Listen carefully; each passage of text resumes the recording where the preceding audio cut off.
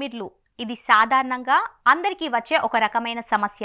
లేచి అటు ఇటు కాస్త నడిస్తే సరిపోతుంది. ఒక 2 నిమిషాల్లో కోలుకోవచ్చు. కండరాల్లో రక్త ప్రసారం జరగకపోవడం వల్ల ఈ సమస్య వస్తుంది.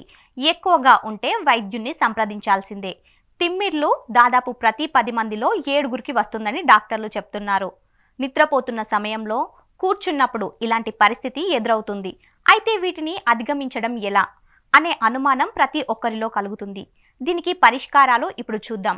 అసలు ఇది ఎందుకు వస్తుందో కూడా ఇప్పుడు తెలుసుకుందాం. రాత్రిపూట కాలు తిమ్మిర్లు రావడానికి అసలు కారణం విటమిన్ B12 లోపంగా చెప్తున్నారు వైద్యులు. దీని తీవ్రత క్రమంగా పెరిగి కాళ్ల నొప్పి వస్తుంది. విటమిన్ B12 లోపంతో చాలామంది ఇబ్బంది పడుతున్నారు. B12 అంటే ఒక రకమైన బ్యాక్టీరియా. ఇది మన శరీరంలో సాధారణంగానే వృద్ధవుతుంది.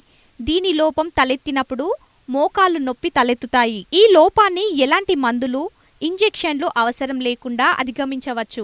యువకులు అయితే రోజుకు 2.4 మైక్రోగ్రాముల విటమిన్ B12 తీసుకోవాలి.